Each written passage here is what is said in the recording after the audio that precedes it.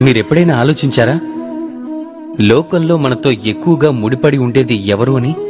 కొందరు తల్లిదండ్రులు అని అంటారు, కొందరు మిత్రులు అని అంటారు, కొందరు పత్ని అని అంటారు, ఇంకొందరు వారసులు అంటారు. లేదు, ఈ లోకంలో మనతో ముడిపడింది ఏదైనా ఉంది అంటే అది కేవలం సమయం. సమయమే మన గతం, సమయమే మన వర్తమానం, అలాగే సమయమే మన భవిష్యత్తు. కాని మనం ఏం చేస్తూ ఉంటాం? మనతో ముడిపడి ఉన్న సమయాన్ని, ఎంతో అమూల్యమైన సమయాన్ని మనం వృధా చేస్తూ ఉంటాం. కొందరు భవిష్యత్తు గురించిన తీపి కలల్లో తేలుతారు, మరికొందరు గడిచిన కాలంలో మునుగుతుంటారు. కానీ ఒక్కసారి ఆలోచించండి, గడిచిన కాలం మీరు ఆలోచించటం వల్ల అనుమాత్రమైనా మారదు. అలా అని భవిష్యత్తు గురించి మీరు ఎక్కువగా ఆలోచిస్తూ ఉండిపోయి మీ వర్తమానాన్ని వృధా చేస్తూ ఉంటే అప్పుడు మీ భవిష్యత్తు కూడా గడిచిన కాలంగానే మారుతుంది. అందుకే ఈ రోజు గురించి మాత్రమే ఆలోచించండి, దాన్ని ఉన్నతంగా మార్చుకోండి. మీ భూతకాలం, మీ భవిష్యత్తు వాటికవే ఉత్తమంగా మారిపోతాయి. రాధాకృష్ణ. జీవితంలో మనం ఎందరినో కలుస్తూ ఉంటాం. మీరు కూడా ఇలాంటి వాళ్ళని చాలా మంది కలిసే ఉంటారు. వారిని వారు ఎప్పుడూ అసమర్థులుగా భావిస్తూ ఉంటారు, నిరాశకి లోనై ఉంటారు. వాళ్ళు ఈ నిర్ణయానికి లోనై ఉంటారు, ఈ జీవితంలో వారు ఏ కార్యం కూడా సాధించలేరు అని, వారు అసలు ఏమీ చెయ్యలేరు అని, ఏ పనికి వారు యోగ్యులు కారు అని. కానీ అది నిజం కాదు. నిజానికి ఈ లోకంలో అసమర్థులంటూ ఎవ్వరూ లేరు. అలాంటి అక్షరమూ లేదు, మంత్రోచ్చారణకి అర్హత లేనిది. అలాంటి ఏ మూలిక కూడా లేదు, ఔషధంగా మారలేనిది. అలాంటి విషం ఏదీ లేదు, సమయానుగుణంగా అమృతంగా మారలేనిది. ఈ ప్రకారంగానే ఏ వ్యక్తి కూడా అసమర్థుడిగా ఉండలేడు. తనని అప్రయోజకుడుగా మార్చేది తన ఆలోచనే. అందుకే మీరు మీ ఆలోచనని తెలుసుకోండి. అప్పుడు మీరు ఏంటో మీకే అర్థం అవుతుంది. మీలో ఉన్న మనసుని మేల్కొల్పండి. అప్పుడు ఈ లోకమంతా ఆశతోనే నిర్మితం అయిందని మీరు తెలుసుకుంటారు.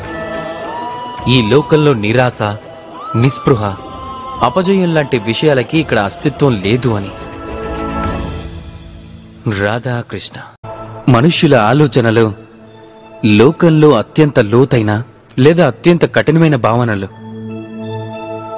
ఎప్పుడు ఏది జరిగితే ఈ మనసు ఏం ఆలోచిస్తుందో వివరంగా చెప్పడం అసంభవం.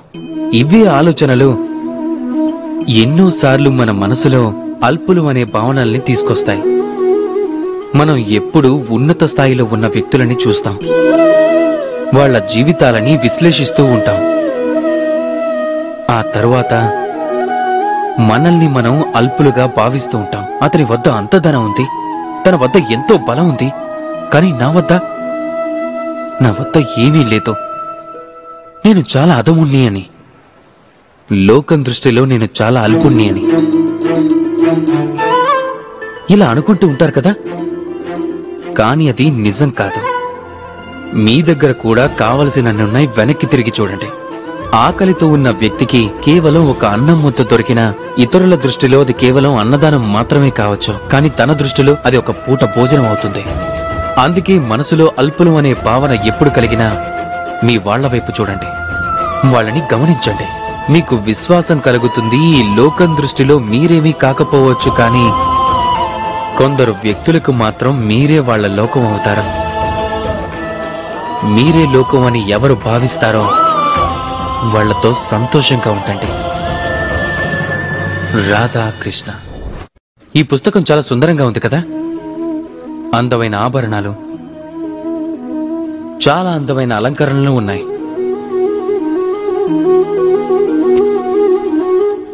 కానీ నిజంగా మనం దీన్ని అద్భుతమైన పుస్తకంలా పరిగణించగలమా? ఇందులో రాసున్నదంతా సత్యమేనా? ప్రేరణాత్మకమైనదేనా? మన దృష్టిలో విలువైనదేనా? ఈ విషయాన్ని మనం ఎలా నిర్ణయించగలం? మీరంతా సమాధానం స్పష్టమే కదా అని ఆలోచిస్తూ ఉండొచ్చు. ఆభరణాలను చూసి పుస్తకాన్ని విలువ ఎలా నిర్ణయించగలమని. అందుకోసం మీరు దాన్ని చదవాల్సి ఉంటుంది అని, దీన్ని అర్థం చేసుకోవాల్సి ఉంటుంది, సమయం కేటాయించాల్సి ఉంటుంది. అవునా? మీరు ఆలోచిస్తుంది అన్ని విధాలా ఉచితమే. ఆశ్చర్యకరమైన విషయం ఏమిటి అంటే పుస్తకం గురించి మీకు ఈ విషయాలన్నీ తెలుసు, కానీ ఒక వ్యక్తి విషయంలో మాత్రం మీ మనసులో ఇలాంటి ఆలోచనలేవీ రావు.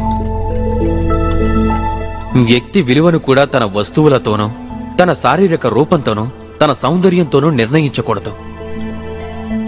అందుకోసం మీరు ఆ వ్యక్తిని చదవాల్సి ఉంటుంది, తనని అర్థం చేసుకోవాల్సి ఉంటుంది, తనకి సమయం ఇవ్వాల్సి ఉంటుంది. కానీ మనమేం చేస్తాం? అలంకరణలు, రంగు, సౌందర్యాన్ని చూసి ఆకర్షితులం అవుతాం, దాన్నే ప్రేమని భావిస్తాం. ఏదో ఒక రోజు ఇలా అనటం కూడా మనం వింటూనే ఉంటాం, మా ప్రేమ కథ సఫలం కాలేదు అని, దానికి అన్యాయం జరిగింది అని. కానీ ఇందులో దోషం అన్యులది కాదు, స్వయంగా మీదే.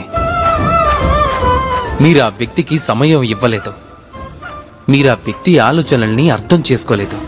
ప్రేమ 2 క్షణాల్లో చేయగలిగే వంట కాదు, దాని రుచి ఆస్వాదించటానికి మీరు ఒక జీవితకాలం సమయం ఇవ్వాల్సి ఉంటుంది. అందుకే సమయం ఇవ్వండి. ఒకరిని ఒకరు రూపంతో కాదు, ఆత్మతో చూడండి. నిశ్చలమైన మనసు ఎంతో సంతోషంగా చెప్తుంది. రాధాకృష్ణ. ఒక మనిషికి వేరే వస్తువుతో, భావనతో పరిచయం ఉన్నా లేకపోయినా భయం, అలాగే భవిష్యత్తు, ఈ రెండూ ఒక వ్యక్తి మనసులో ఎప్పటికీ ఉంటాయి. వాటి అస్తిత్వం మనిషి అస్తిత్వంపై ఆధారపడుతుంటాయి. విచిత్రం కదా? భయం అనేది ఏంటో మీకు తెలియదు, అది అపరిచితం. అందుకే మీకు భయం వేస్తుంది, మీకు తెలియకుండా ఏం జరుగుతుందో అని. భవిష్యత్తు అనేది ఇంతవరకు జరగని సంఘటన. అలా జరగని దాని గురించి మీకు చింత ఎందుకు? మీ చేతుల్లో ఉండేదే వర్తమానం. వర్తమానంలో కర్మలని స్వచ్ఛమైన మనసుతో చెయ్యండి. అలానే ఆలోచించండి, మీ కర్మలని ఇంకా ఉన్నతంగా ఎలా ఆరంభించగలరు. మీరు విశ్వసించాల్సింది ఒక్కటే, వర్తమానంలో కర్మలని స్వచ్ఛమైన మనసుతో ఆచరిస్తే భయం దానికదే తొలగిపోతుంది.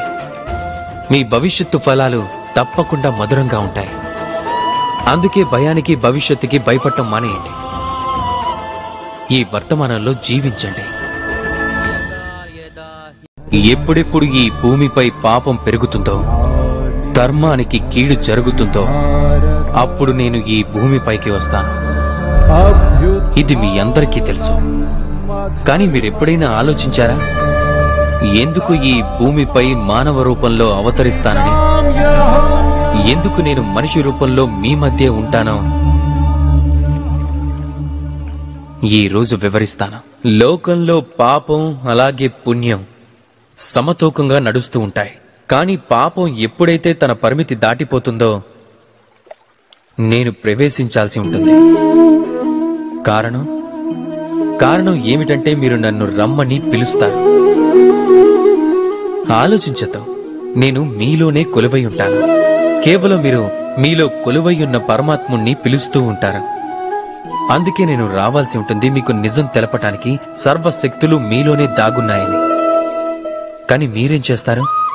నన్ను గౌరవిస్తారు, నన్ను పూజిస్తారు, శక్తి కావాలని నన్ను అడుగుతారు, మీ ప్రతి కోరికని నా ముందుంచుతారు. మీ భక్తి వల్ల నాకు ఎటువంటి సమస్య లేదు. నా సమస్య అంతా కేవలం మీ భావనతోనే, మిమ్మల్ని బలహీనపరిచే భావన. పరమాత్ముణ్ణి ఆరాధించండి, అలానే మీలోని ఉన్న ఆత్మని కూడా నమ్మండి. ఎందుకంటే ఈ లోకంలో మీరు చెయ్యలేని కార్యం అంటూ ఏదీ లేదు. ప్రతి నరుల్లోనూ నారాయణుడుంటాడు, ప్రతి నారిలోనూ లక్ష్మీదేవి. మీలో ఉన్న నారాయణుణ్ణి గుర్తించండి, అలాగే ఈ కాలచక్రాన్ని మార్చండి. నేను చాలా సంతోషిస్తాను. నేను అవతరించటంలో ఉన్న అసలైన ప్రయోజనం మీకు అర్థమైందని. మీలోని శంకను తొలగించి శంకరుడిగా మారిపోండి, లేదంటే మీరు బండరాయితో సమానం. రాధాకృష్ణ.